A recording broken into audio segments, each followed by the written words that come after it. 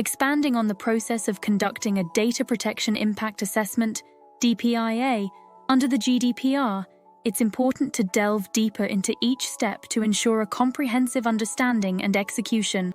A DPIA is not merely a compliance exercise, but a tool to integrate data protection and privacy into processing activities. Here's a more detailed guide. Determine the need for a DPIA criteria for DPIA. GDPR specifies certain criteria that necessitate a DPIA. In addition to the examples provided, consider any processing that uses new technologies or is of a nature, scope, or purpose that may pose a high risk to individuals' rights and freedoms. Consult guidelines. Refer to guidelines provided by the European Data Protection Board, EDPB, or your local Data Protection Authority, DPA, for additional criteria or sector-specific guidance. Describe the processing operation in detail, scope and context. Provide a detailed description of the project's scope, including the scale of data collection, the data flow within and outside the EU EEA, and the project's context in relation to existing systems and processes.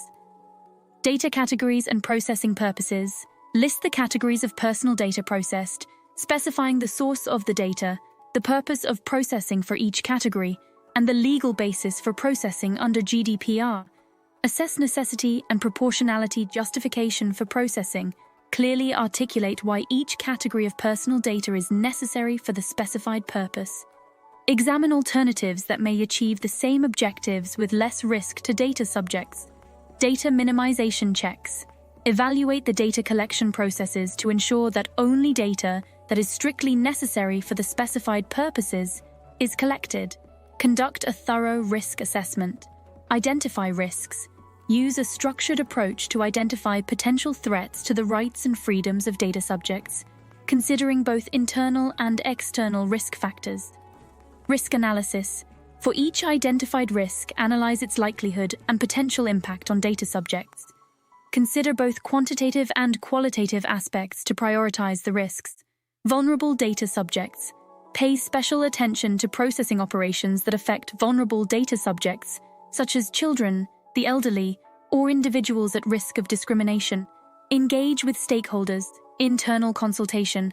Involve relevant internal stakeholders, such as IT, legal, compliance, and business units, to gather insights on technical and organizational measures. External consultation. In certain cases, it may be beneficial to consult with external stakeholders, such as data subjects or their representatives, to understand their concerns and expectations. Plan and document mitigation measures.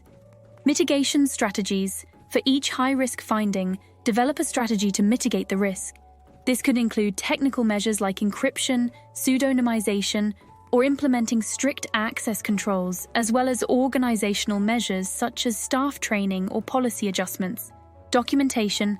Keep a detailed record of the risk assessment process, including the decision rationale for each mitigation measure. This documentation will be crucial for demonstrating GDPR compliance if audited. Implement and integrate DPIA findings action plan.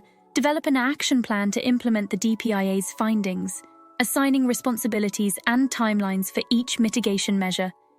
Integration into project lifecycle.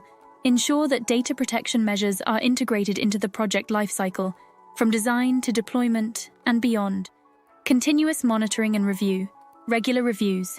Establish a schedule for regularly reviewing and updating the DPIA, especially when there are significant changes to the processing operations, data types, or the risk landscape. Incident response planning. Incorporate DPIA findings into the organization's incident response plan, enhancing readiness to respond to data breaches or other security incidents. Consultation with supervisory authority. Conditions for consultation. Understand the specific conditions under which consultation with the supervisory authority is mandatory, such as when residual risks remain high despite mitigation efforts. Documentation and communication. Prepare a comprehensive dossier of the DPIA findings and proposed measures for submission to the supervisory authority, ensuring clear communication and transparency. By meticulously following these detailed steps, organizations can effectively conduct DPIAs under the GDPR, thereby embedding privacy and data protection into their processing activities. This not only ensures compliance but also builds trust with data subjects, and enhances the organization's reputation for responsible data management.